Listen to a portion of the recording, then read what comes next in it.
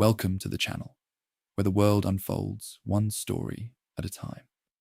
From the hidden forces shaping global politics to the breakthroughs transforming science, technology, and space, we break down complex ideas into stories that are clear, engaging, and thought-provoking. Here, history connects with today's headlines, and the biggest events in our world become stories you can truly understand. So if you're curious about the world and the forces shaping our future, you're in the right place, and buckle up. In politics, most leaders eventually disappear. They lose elections, they retire, or they fade into history. But one man refused to leave. For nearly 3 decades, Benjamin Netanyahu has dominated Israeli politics, surviving scandals, protests, wars, corruption trials, and even electoral defeat. Critics call him dangerous. Supporters call him Israel's protector. But one question still puzzles the world. How did Benjamin Netanyahu stay in power for so long? To understand Netanyahu, you have to understand something deeper than politics. His story isn't just about elections or policies. It's about war, ideology, tragedy, and a belief that Israel must survive at any cost. And that belief would shape one of the most controversial political careers in modern history. Benjamin Netanyahu was born in 1949 in Tel Aviv. Israel itself was barely a year old. The country had just emerged from the First Arab-Israeli War, a conflict that reshaped the Middle East forever. Netanyahu didn't just grow up in Israel. He grew up in a family deeply connected to the idea of a Jewish state. His father, Benzion Netanyahu, was a historian and passionate nationalist who believed Israel should expand across historic Jewish lands. In other words, compromise was never part of the vision. This worldview would influence young Benjamin more than anyone realized. But his childhood was unusual.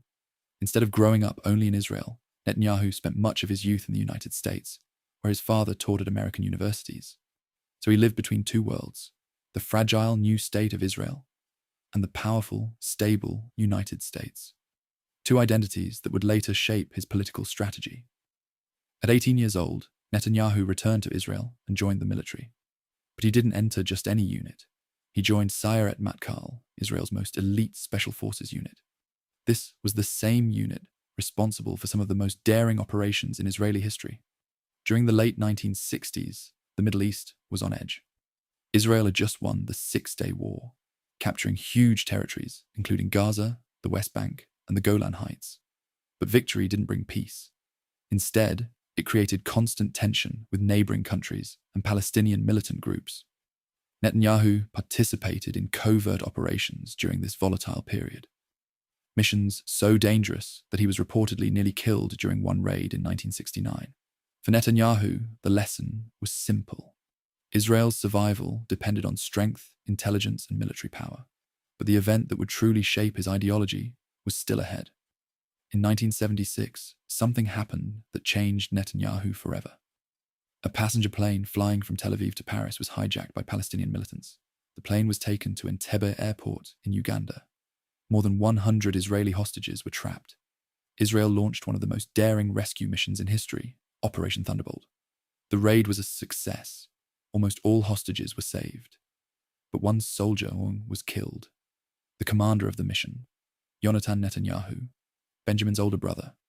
His death turned Netanyahu's political beliefs into something much stronger. For him, terrorism wasn't an abstract threat. It was personal. From that moment on, Netanyahu became obsessed with one idea. Israel must never appear weak. After studying at MIT and briefly working in business, Netanyahu began moving into diplomacy. In the 1980s, he served as Israel's diplomat in Washington, ambassador to the United Nations.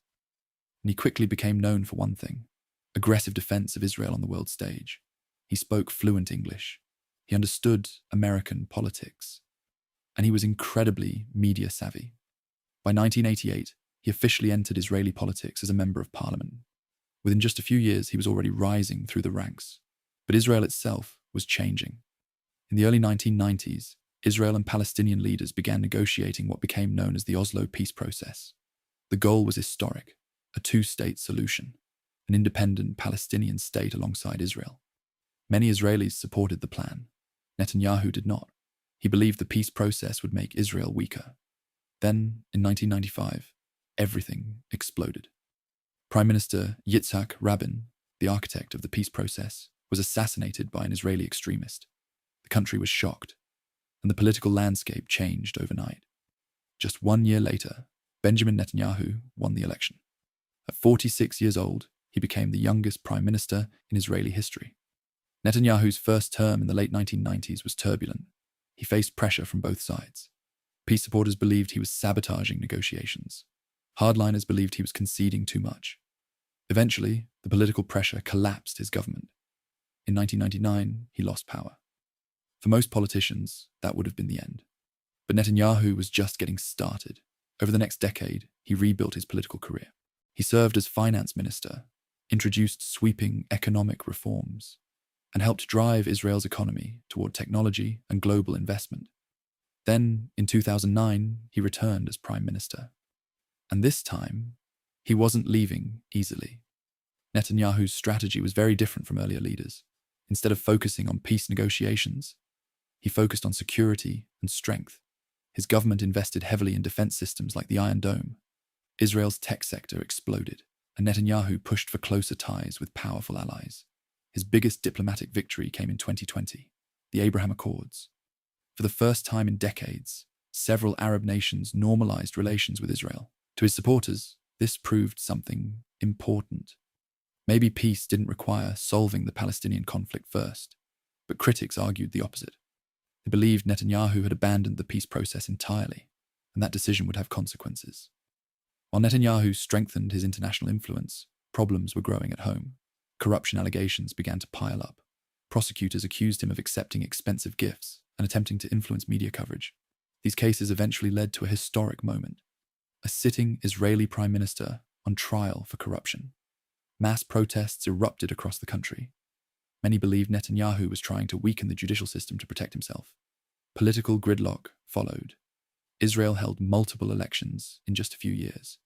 At one point, Netanyahu was even removed from power, but only briefly. In 2022, he pulled off another political comeback. Once again, he returned as prime minister, and his government became the most controversial of his career. Then came the event that changed everything. October 7th, 2023. Thousands of rockets were launched from Gaza. Militants broke through Israel's border defenses. The attack shocked the nation. Hundreds of civilians were killed. Hostages were taken into Gaza. For Israelis, it was one of the worst attacks in the country's history. Almost immediately, difficult questions emerged. How did such a massive attack go undetected? How could one of the world's most advanced security states fail to prevent it? Many critics pointed directly at Netanyahu's leadership. The war that followed spread across the region, and global opinion became increasingly divided. Today, Netanyahu remains one of the most polarizing leaders in the world. Supporters see him as the man who kept Israel strong in a dangerous region. Critics see him as the leader who abandoned peace and pushed the country into endless conflict. Even his future remains uncertain. He faces ongoing corruption trials, international criticism, and intense political opposition inside Israel. Yet somehow, he keeps surviving. Benjamin Netanyahu's life almost perfectly mirrors the history of modern Israel. Born just after the country's creation, shaped by war, driven by ideology, and defined by survival. Whether history judges him as a protector or a destabilizing force, one thing is undeniable. Benjamin Netanyahu has already become one of the most consequential political figures of the 21st century, and his story is far from over.